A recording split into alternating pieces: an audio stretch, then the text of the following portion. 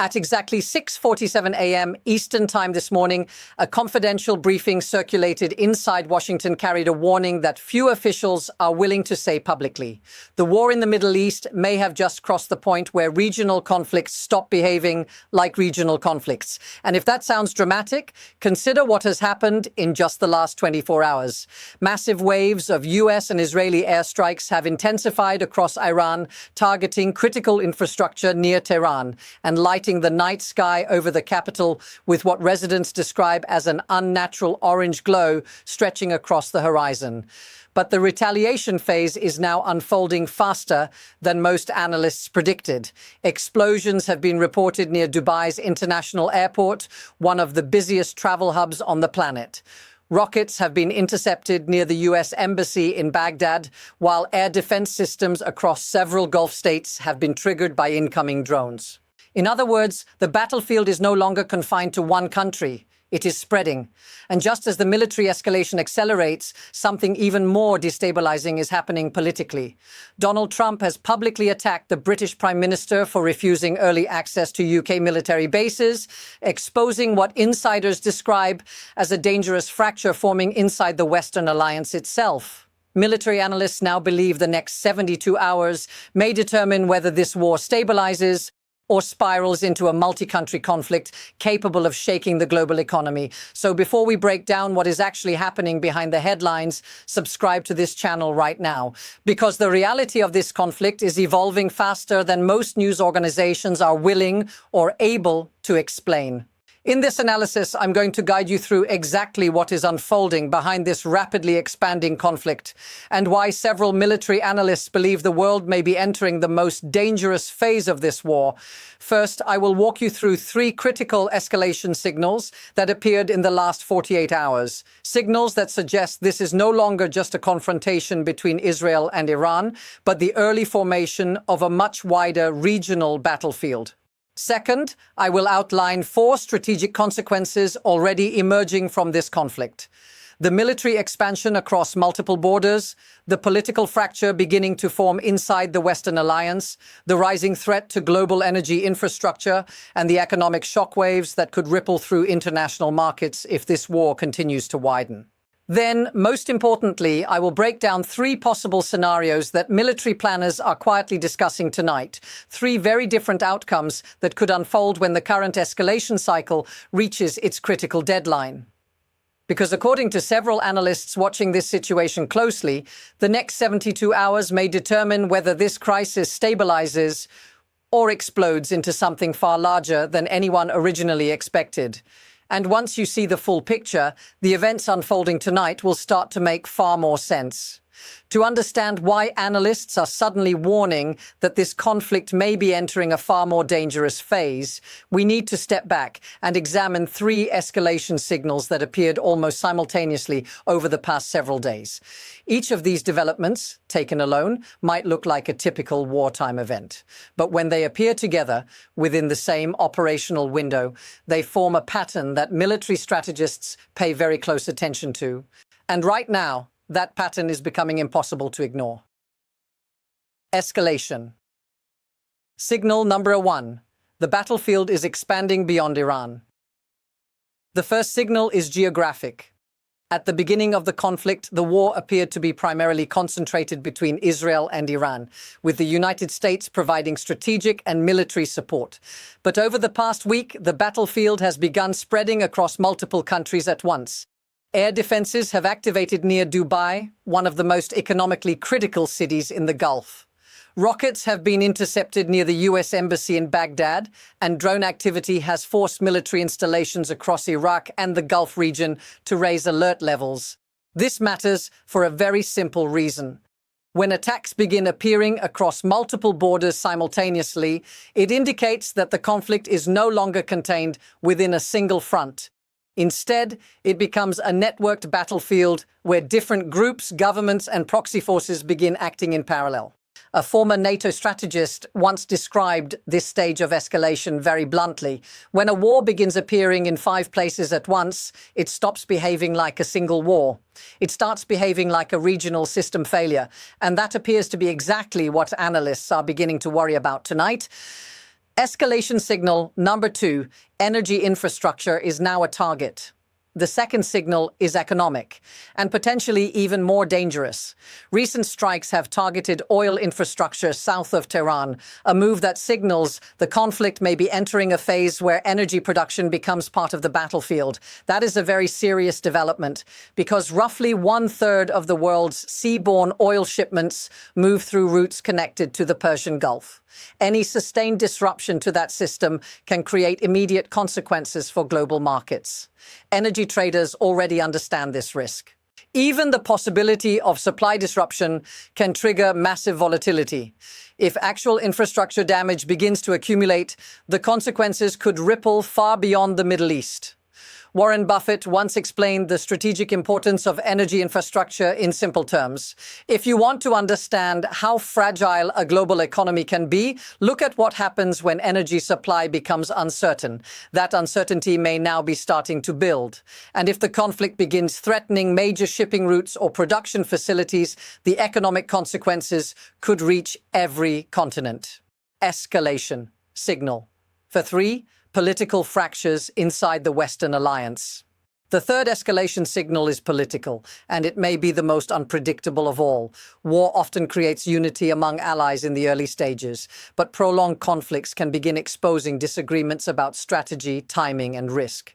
In this case, the tension became visible when Donald Trump publicly criticized the British Prime Minister for refusing early access to UK military bases during the opening phase of the campaign.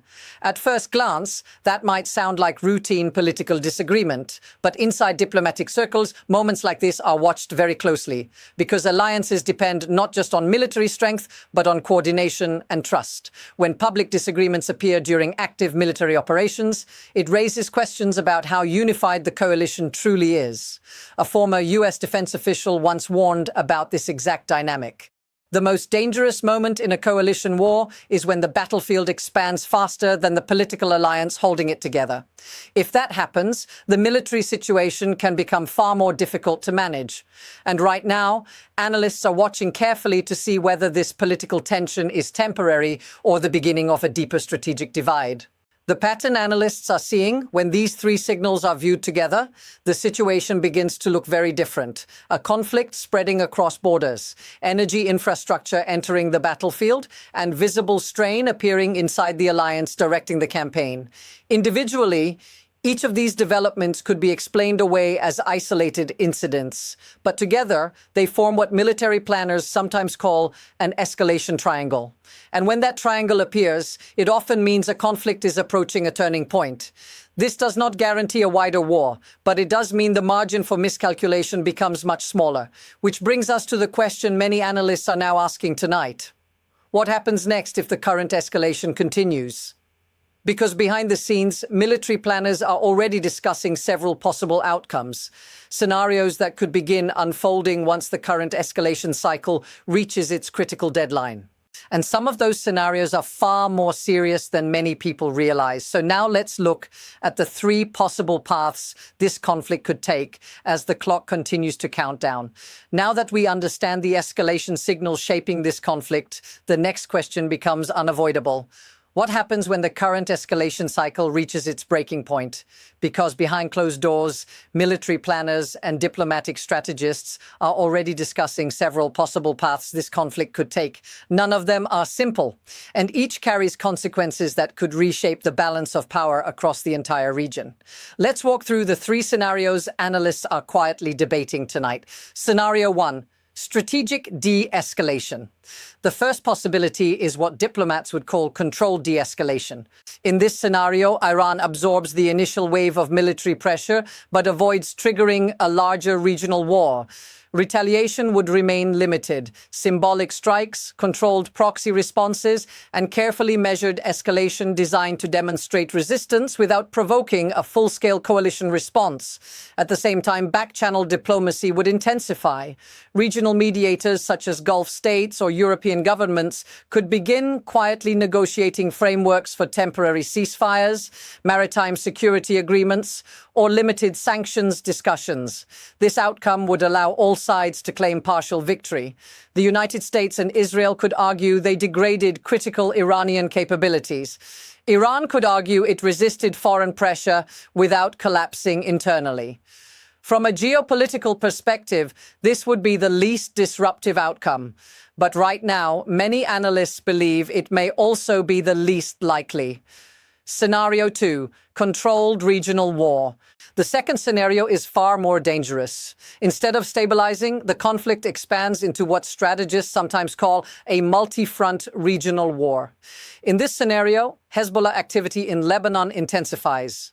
Armed groups in Iraq escalate attacks on U.S. installations. Drone strikes and missile exchanges continue across the Gulf, forcing air defense systems in several countries into constant operation. This type of conflict would not necessarily involve massive conventional invasions. Instead, it would look like persistent escalation across multiple theaters: airstrikes, drone warfare, cyber attacks, and economic disruption happening simultaneously. The danger here is not just military. A prolonged regional war could destabilize energy markets, disrupt shipping routes, and trigger economic shocks that spread far beyond the Middle East. Even if no side intends to start a global crisis, the cumulative pressure of these events could create exactly that. Scenario 3, full strategic breakdown. The third scenario is the one that worries defense planners the most: a chain reaction of escalation. In this scenario, a single miscalculation, perhaps a strike causing mass casualties or a direct attack on major energy infrastructure, pushes the conflict beyond the point where leaders can easily control it. At that stage, new actors could be drawn in. Regional governments might mobilize forces. Military alliances could activate broader support mechanisms. Maritime choke points such as the Strait of Hormuz could become contested zones, and once global energy flows are threatened, the consequences would no longer remain regional. They would become global. Markets would react immediately. Governments would face pressure to intervene. And the conflict could evolve into a crisis far larger than the one that began this chain of events, which is why many analysts believe the coming days may represent a decisive moment. Because once escalation crosses certain thresholds, reversing it becomes exponentially more difficult. So when you step back and look at the full picture, one thing becomes increasingly clear: the clock is now ticking.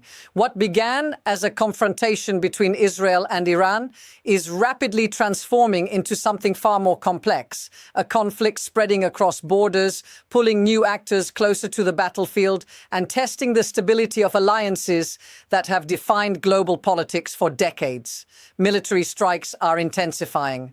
Drone attacks are appearing in unexpected places. Political tensions inside the Western coalition are beginning to surface. And history has shown that moments like this rarely remain stable for long. Because once a conflict begins expanding across multiple fronts, military, economic, and political, the margin for miscalculation becomes dangerously thin. That is why analysts are watching the next 72 hours so closely, not because they guarantee a wider war, but because they may reveal whether world leaders still have control over the chain reaction that has already begun. So now I want to hear from you. Do you think the United States and Israel have pushed this conflict too far? Or is Iran now facing the consequences of its own strategy? Leave your opinion in the comments below. I read every single one. And if you want to stay ahead of the next developments in this rapidly evolving crisis, make sure you subscribe and turn on notifications, because the situation on the ground is changing faster than most headlines can keep up with.